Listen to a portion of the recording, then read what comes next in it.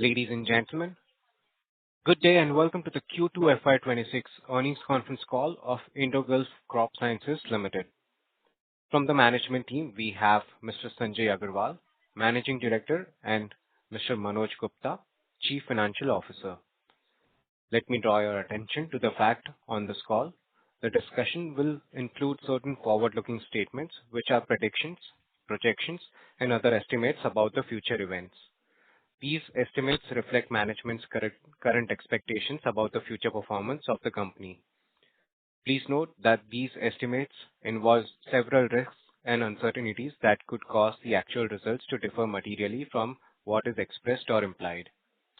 As a reminder, all participant lines will be in the listen-only mode, and there will be an opportunity for ask questions after the presentation concludes. Should you need assistance during the conference call, please signal an operator by pressing star and then 0 on your touchtone phone. Please note that this conference is being recorded. I now hand the conference over to Mr. Sanjay Agarwal to begin the proceedings of this call by starting with his opening remarks. Thank you, and over to you, sir. Sir, your line has been unmuted. Please go ahead. It's fine. Can you hear?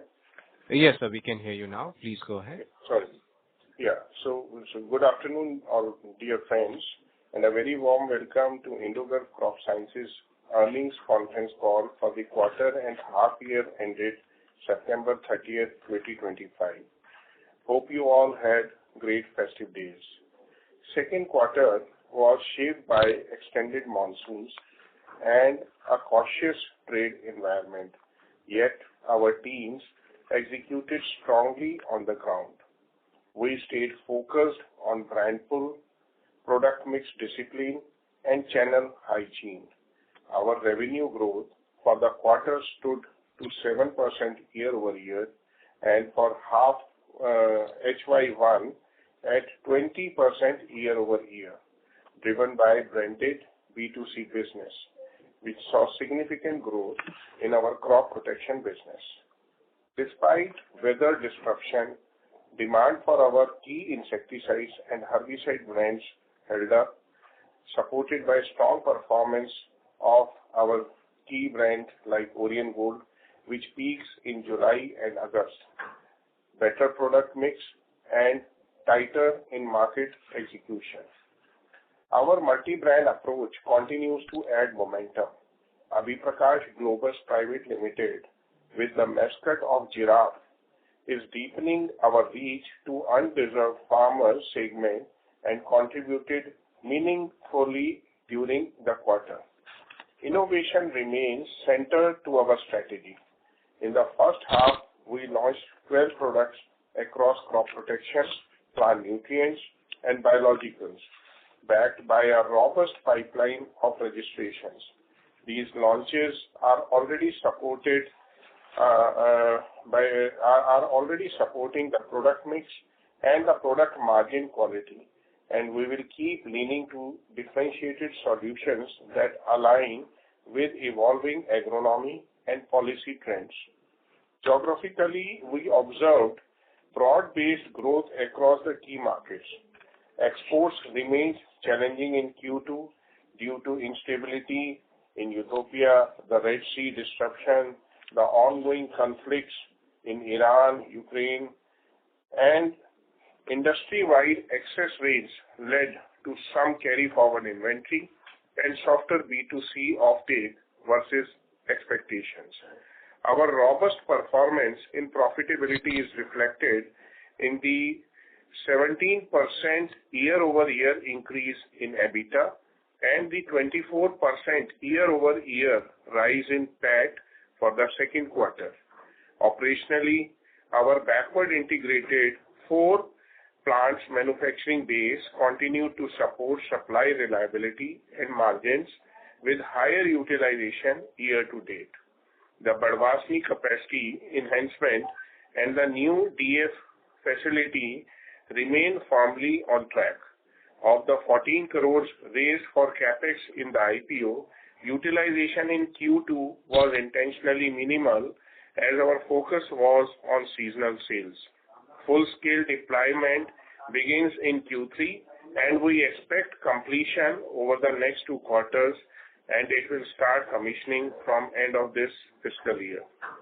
Looking ahead, the recent favorable weather condition promise better water availability for H2, setting the stage for an enhanced Rabi crop season and robust growth prospects compared to previous years. We anticipate South India to perform particularly well, further boosting our portfolio's potential. Historically, the second half is the smaller season for our industry. However, given current reservoir level and showing prospects, we expect a better than usual H2 this year. At the same time, we remain watchful on commodity pricing in crops like maize and cotton that are currently below minimum selling price in some markets, and we will stay disciplined in the product mix, pricing, and credit to protect company health. Stepping back, our direction is clear. We will keep strengthening the crop protection franchise while scaling plant nutrients and biologicals, drive the new products and registration pipeline, execute the Padwasni expansion and the dry flowable plant within the guided time frame, deepen backward integration to enhance resilience, and maintain tight working capital discipline and channel hygiene. These priorities, combined with healthier water availability and improving agronomic conditions, give us confidence in our trajectory for the remainder of the year. With that, I pass on to Mr. Manoj Gupta to elaborate on financial and operational performance. Thank you. Thank you, Sanjay, for giving you this great opportunity to me. And thanks to all my investors. Good afternoon. I am pleased to walk you through our financial performance for the second quarter and first half of FY26. In the second quarter FY26, our revenue from the operation amounted to 2483 million, reflecting a commendable 7% growth on YOY basis. For the first half FY26, we achieved robust revenue growth totaling to 4377 million, making an impressive 20% increase year on year. This performance underscores our resilience in overcoming altered monsoon pattern and ongoing geopolitical challenges, including Red Sea crisis and conflict in regions like Ethiopia, Iran, and Ukraine, which affects the exports. Segment-wise, our crop protection division continued to anchor our revenue, contributing substantially across both H1 and Q2. We also witnessed strong performance in biological and plant nutrition. Domestic B2C operations were particularly strong contributor this quarter, with growth significantly reported in several key states. Haryana saw revenue increase by 60%, Uttar Pradesh by 25%, Maharashtra by 26%, and Andhra Pradesh by 22%. Additionally, Bihar, Karnataka, and Rajasthan reported significant growth on a lower base, enhancing our overall H1 accomplishment. Additionally, launch of 12 new products in H1 was instrumental in driving sales, with new launches over last 3 years contributing 3% to revenue in Q2. We saw impressive results from our multi-brand strategy with our subsidiary AGPL's Muscat Giraffe brand advancing significantly and contributing 9% to the revenue in Q2. This further validates our approach in addressing distinct customer segments effectively through multiple brands. In terms of operational efficiency, AGPL's Q2 EBITDA margin rose to high single digit due to an improved operational leverages, laying a solid foundation for next cycle investment and an improved demand outlook. In Q2 FY26, our EBITDA rose 320 million, a 70% YOY basis, and driven by enhanced operational efficiency and leverage optimization. For H1 FY26, EBITDA reached 419 million, up 26 from last year. For the second quarter of FY26, our profit after tax climbed to 207 million, making an impressive 24% increase on YOY basis. In the first half of FY26, profit after tax soared to 246 million, showing a remarkable 30% growth compared to previous year. Furthermore, during Q2, our credit rating was upgraded to ICRA A- stable and ICRA A1, removing us from issuer non-cooperating. The return on capital employed ROC H1 FY26 stands to 14.1%. Our debt equity ratio as of September 30, 2025 is 0.5x. As we move forward, our strategic priority remains firm. We will enhance product launches, deepen market penetrations, and expand our multi-brand framework with a particular focus on increasing AGPL dealer presence. Alongside these initiatives, we plan to optimize operating leverages by continuing to streamline process and increase efficiencies. With improved commodity pricing and our continued focus on growth initiatives, we are optimistic about the prospect of the second half of the fiscal year. Thank you. We can open the floor for the question. Thank you very much. We will now begin with the question and answer session. Anyone who wishes to ask a question may press star and then one on their touchtone phone. If you wish to remove yourself from the question queue, you may press star and two. Participants are requested to use handsets while asking a question. Ladies and gentlemen, we will wait for a moment while the question queue assembles. Again, to register for a question, please press star and then one.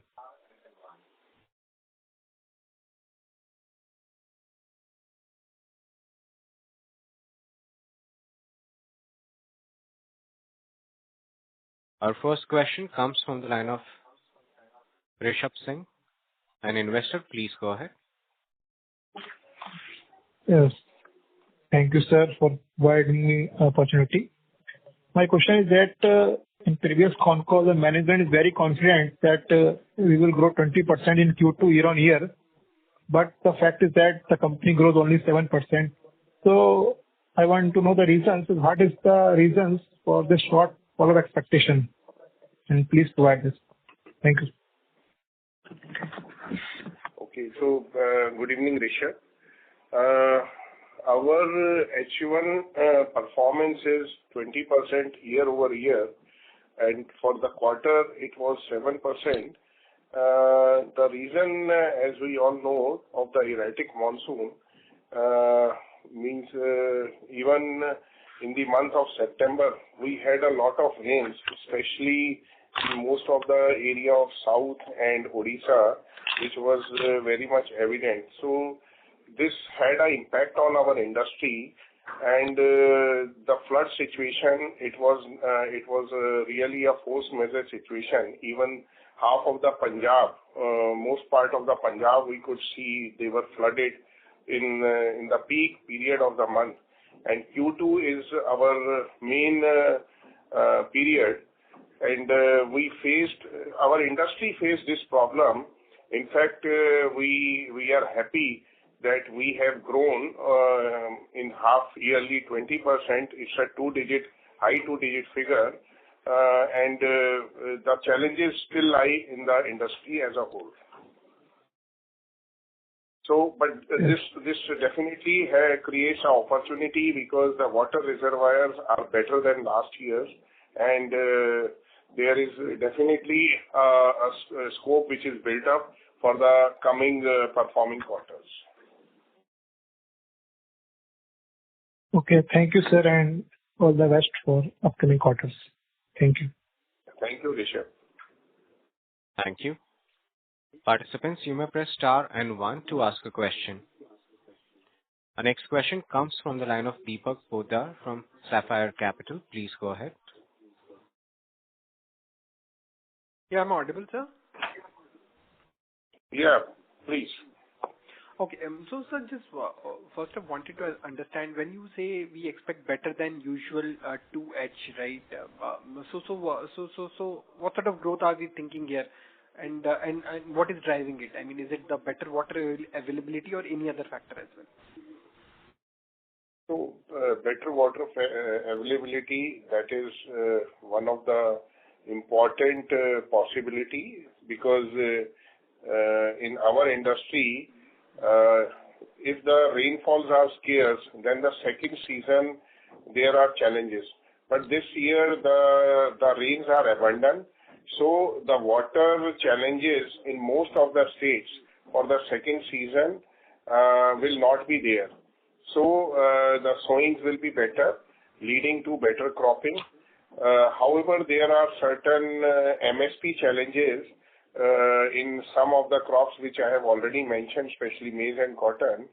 It was in chili also, but chili is improving a little. So our industry is driven majorly by climatic situation as well as the minimum support price to the farmer of their produce.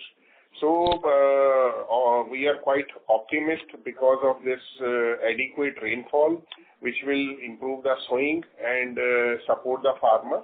However, MSP is one of the area where we are dependent on the government policies. We are looking for some betterment in the situation, and hopefully the farmer will be getting better price for his produce, and the second season, the Rabi season, will be good for our industry as a whole. This is our expectations. Mm-hmm. Okay. So what will drive your growth? I mean, will it be a B2B segment, B2C segment, some color on that? It will be majorly B2C segment. As I have mentioned that we have one more company which is a wholly subsidiary of Indogulf, which is Abhiprakash Globus. The mascot is giraffe. That will be the most strategic growth driver for Indogulf as a company, as a group as a whole together, and that will improve our brand business. Presently also half yearly our growth in brand business together with Abhiprakash and Indogulf is more than 20%, which is, I feel, the performance is quite good as considering the present scenario of the industry. Correct. And this is contributing around 10% to your revenue, right now? 10%? 9%. Yeah. Yeah. Presently, Abhiprakash is contributing 9%. Yeah, you are right. Okay. I got it. And in terms of your annual outlook, whatever we have shared, so how should we look at going forward right now, given the second quarter is subdued? So I think we had guided for 30-35% revenue growth for this year, right, FY26? See, presently means that 30-35 may be challenging because of this impact of quarter two, and but I definitely foresee that we will be one of the effective and promising performers as far as industry peers are concerned. Okay. So any revised range you want to give? I mean, that will be helpful. So see, the growth will be definitely there. So I cannot commit on any figures, but you can see that half yearly we have grown by 20%, and definitely we will continue to grow. And fingers crossed, there are good opportunities with Indogulf with respect to products, with respect to geographies, and with respect to the aggressive and the team means the passion and the sentiments of the team.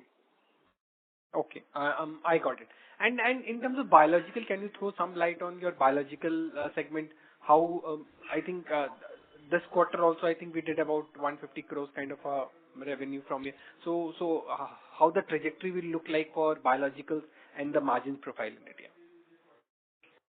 Yeah, of course, the margin profiles are better in biologicals and nutrient, and that is one of our focus area.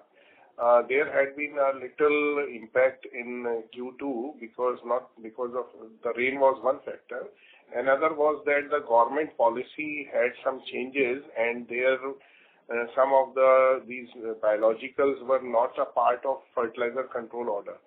So now the framework has been developed, and fortunately our company is one of the few companies whose all products are within that framework, and that gives us a better opportunity in the coming half yearly.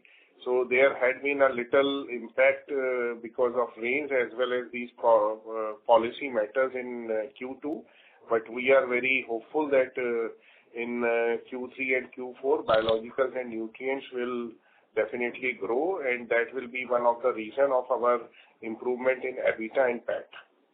Okay. And over the next 1 to 2 years, how much percentage share of revenue can come from biologicals or plant nutrients? In current year? Maybe next 2 years? There will be both the increase in absolute figures as well as in percentage, because that is one of our focus area. We are doing a lot of marketing campaigns on these products. We have launched a few schemes by the name of Gadbandhan, Bhagya Chakra, and some more. So we are very much focused, and we are very hopeful about improvement in absolute as well as the percentage contribution of biologicals and nutrients to our overall revenue. So I mean, next 2-3 years, can it form 15-20%? I mean, currently it's single digit, right, of revenue mix? Yeah, I don't want to commit any forward figures, but yes, it will be quite good. It will be promising. Quite good. We are looking for those figures. Yeah, we are looking for those figures, but we don't want to commit that. We want to perform and then deliver the results. Mm-hmm. That is one of the focus area, that is for sure. Understood. And just one last thing, what's the margin profile you mentioned in biological and plant nutrients? I mean, what's the EBITDA margin we see? I request Manojji to answer this. Hi, sir. That biologicals, we have the gross margins of around 70%, and plant nutrition, we have the gross margins approximately 52%. Okay. Understood. That's very helpful, sir. I mean, wish you all the very best. Thank you so much. Thank you, Deepak. Thank you. Before we take the next question, a reminder to all the participants, if you wish to register for a question, please press star and then 1. Our next question comes from the line of Ankit Raj from JR Lata Financial Services. Please go ahead. Am I audible? Yeah, Ankit, you are audible. Namaskar, sir. Ankit this side. So my first question is, given the trend towards stricter environmental and your product safety norms, to what extent could higher compliance and certification costs affect your company's operating margins? And how is the company planning to offset these pressures? And adding to this question, could the management shed some light on the current share of exports to Europe in overall revenues, and how you see this proportion evolving over the next few years? Okay, so you have two questions. One is about the scenario of product safety norms, and I think you want to understand the compliance part or the regulatory part. Am I right, Ankit? Yes, sir. Yeah, so to be very frank, our industry is one of the most regulated industry already, and most of the compliances and regulatory, they are you can say they are not by choice, but they are mandatory for our industry to run. So all our products which are being manufactured and even sold or even storage, that is regulated. So all the DU safety norms with respect to product packaging, product storage, product transportation are duly taken care as a responsible company by Indogulf. So we don't foresee, because I being the third generation and our team is also quite equipped and aware of all these things. So I don't feel any such kind of challenges, and we are very careful in handling all these products with respect to, as I said, production, supply as well as storage. Your next question was related to exports to European countries. So, as per the global data, there is a change in European usage pattern, and they are more going towards pesticides, biologicals, and they are lowering down their dependencies on agrochemicals. So this is one of the present global scenario. However, having said that, Europe is not so densely populated, so the countries where the populations are high, they definitely cannot go by only the biological solution. There has to be an integrated solution for farming. So for the markets like Europe, we already have our bio fertilizers and biostimulants and the nutrients portfolio in place. Already our overseas team is pitching on new customers. We few months ago we got 10 of our products quality certified from one of the reputed CRO research organization in Poland. So we are in the process of developing that market. It requires certain time because these products are performance-based products. So some of our samples have already been shared to some of the customers. So we are looking forward for developing this potential in European markets in the future. Presently, we are not very much, the figures are not,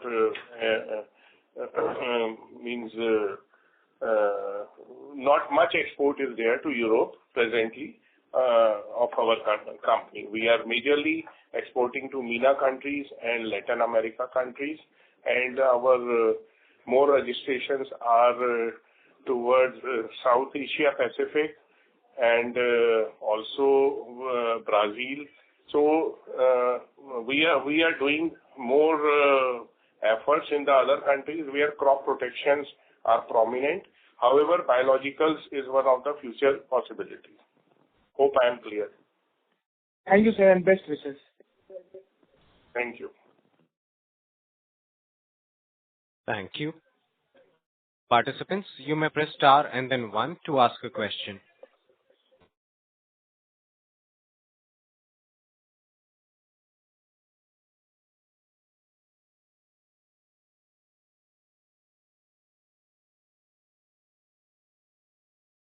A reminder to everyone, if you wish to register for a question, please press star and then 1.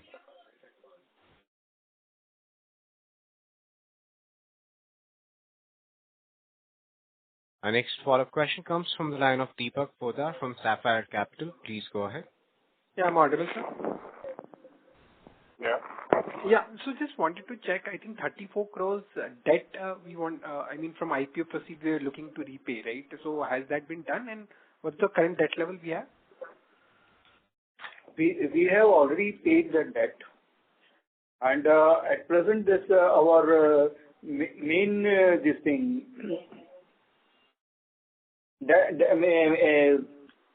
what you say that this our main debt of term loan has been repaid. Now we have only the working capital loans are there.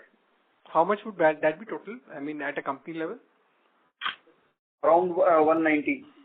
190 crores. So this quarter I think we have seen some increase in our interest costs. So do you expect your interest cost to go down? The interest cost will be reduced. See that because as MD sir has told that this erratic rains, the collections was little lower, but in this coming month, this November and December, the collections will be more, and then we will reduce the credit limit, credit facility. So we hope that till March our interest cost will be reduced. Okay. I got it. Yeah, that would be it from my side. Thank you. Thank you. Our next question comes from the line of Praful Rai from Arjav Partners. Please go ahead. Sir, hi. Just one question. See, the last call we had was on August 14. That is a midway in the quarter. We gave a very strong guidance and outlook for the growth for the current year. So just wanted to get a sense that we had some sense of the kind of sales we were doing and the way things were happening.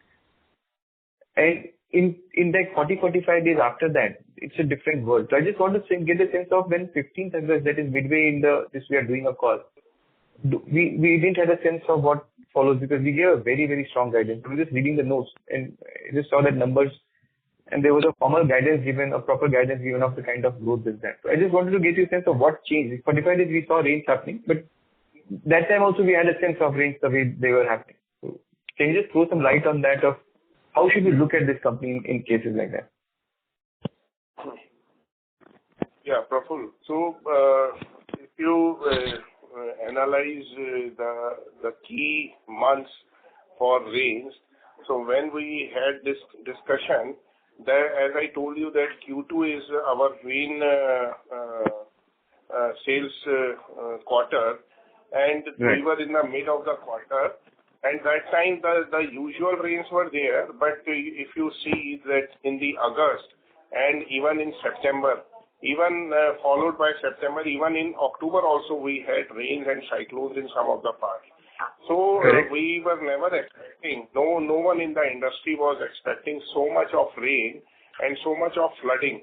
Even the state like Rajasthan, where the water is most of the time scarce, there were heavy rains in most of the areas, and that happened in the month of August end and September also. So that was never anticipated. And there was no gap for the spraying for the farmers. Usually what happens that there are rains, then there is a gap for maybe few days where the farmer gets time to spray. So this year it was not so. It was a continuous kind of rain. So that was a difference as compared to the earlier years, and that was a difference where we were expecting like a kind of usual rains, but it was not so post 14th August. Okay. So the follow-up question on that is now given that we are in middle of Q3, right? This is like 13, 14 November. Rains have gone. Mm-hmm. Are you seeing any positive traction on the ground in terms of better? Because now that you said reservoir levels have gone up, the rains have gone out, farming and sowing and whatever is happening. As we speak, what is the scene? Is the demand come back or it continues to be the way it was? So see, this is basically the harvesting month in most of the states. Some states already have been harvested. The produce is already in the market. So now we are looking forward for the Rabi season. So Rabi season, as I said, that there are two things which impact our business. One is this water availability, and another is the MSP to the farmer. So water availability is there, which is a very promising trend for our industry as a whole, including Indogulf looks for that opportunity. And as I already mentioned that South India, we have a good season possibility because in last year and few years earlier also, such kind of rains were not there and the water was a problem in the second season. Even people call it a dry spell. So maybe sometimes they don't cultivate in those periods. But this year, because water is ample, we look forward there will be no dry spell in most of the states, and the demand will be good because the sowing will be higher, will be better. So when will you get that sense? That when will you get the sense of demand? There, but the demand will be, you can say, starting from mid of December until February, you can say mid-February or end February. Yeah. So basically Q3 and largely in Q4 is when we are going to see benefits of better rain, correct?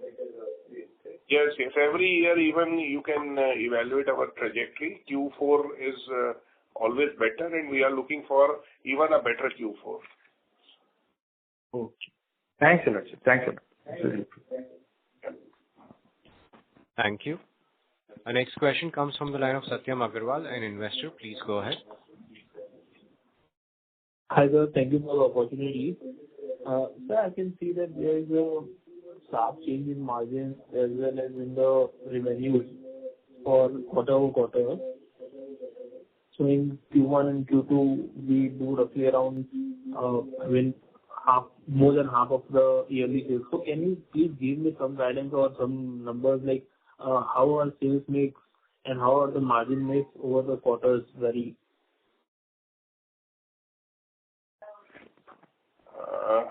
Please repeat the question. Actually, we could not get your question. Sorry, Satyam. Can you please repeat your question? Yeah, sure, sir. So there is a sharp changes in the margin as well as in the revenue quarter-on-quarter. So I just wanted to know how much is the revenue mix quarter-on-quarter, how it varies, and what is the margin we can expect going forward 2 years, 3 years down the line, quarter-on-quarter margin. So like in Q2, we do around 11.5% of margin, and in Q1, we do around 5% of the margin. So I just wanted to understand how it varies. Yeah. So, see, our is a cyclic business, so we have 2 seasons, Kharif and Rabi. So as I mentioned to the earlier investor, I think Praful was there, that January, February means Q4, practically Q2 and Q4 are the best performing months, and Q1 and Q3 are broadly the harvesting months. So, since we are into B2C, B2B vertical both, so maybe in Q1 and Q3 we get more of that kind of business, but B2C business majorly is done in Q2 and Q4, and that's why the margins you can see better in these 2 quarters, Q2 and Q4. So it's a trend since many years. However, with the funds coming in and our more focus, we for the next year we are planning for improving Q1 performance in terms of EBITDA and PAT also. But that is our under planning. However, considering the trend of earlier years, it has been similar. But the growth has been very promising. You can see from the figures, if we compare year to year, the growth has been quite encouraging. So how is we doing that? How the Q1 will be better next year? So what are the key factors? So that is our planning part, because that is we intend to more focus on our B2B business in Q1 also, and we are strategizing that also. So that is nothing to be commit as on today, but just I was explaining you. Presently, you can consider that Q1 and Q3 are the lower EBITDA periods, and Q2 and Q4 are the better and the best quarters with respect to EBITDA and PAT. Sir, I can see that in last Q3 we have done around 10% of EBITDA margin excluding the other income. So is this the kind of margin that we can do in this quarter also? I think it should improve. We are working on Okay. that. Greater than 10%, okay? Yeah, we are working on that. Okay. Thank you. Thank you, sir. Thank you. Participants, you may press star and then 1 to ask a question. Our next question comes from the line of Kapil Vora from KNR Securities. Please go ahead. Yeah, hi, sir. Thank you for taking my question.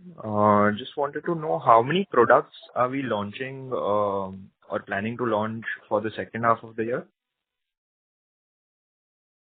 For the second half of the year, there are no new products because already we have launched 12 products, and out of these 12 products, I think 9 or 10 products are for both the season. So, means they are not crop very specific about the season, but these 10 products goes all around the year. And for the next year, definitely we are planning for some more products, 4 to 5 products we are planning for the next year. So already the products which we have launched already, they will be performing in the next quarter and the second half also. Maybe in exports, 1 or 2 products, we are expecting some registrations. Maybe we will be able to add maybe in Q3 or Q4. Got it. Also, my second question is, can you also highlight the segment-wise distribution of AGPL in terms of crop protection, plant nutrients, and biologicals? It's almost similar like Indogulf. However, I think a slight better performance in Abhay Prakash in terms of biologicals and nutrients. So broadly, not much of difference, but it's similar fundamentals in both of the companies. AGPL is presently a little better, maybe 1 or 2% better in terms of percentage. Got it. And one more question, if time permits. Regarding the subsidiary AGPL, can you highlight how many products are you planning to launch? No, this year or coming years? In the second half of this year. So we already have 60 products, means no new products, but all the products we have. And for the coming years? Yes, of course. In the coming years, we will add 2 to 3 new products in Abhay Prakash also. Okay. Got it. Thank you so much. Thank you. Participants, you may press star and 1 to ask a question.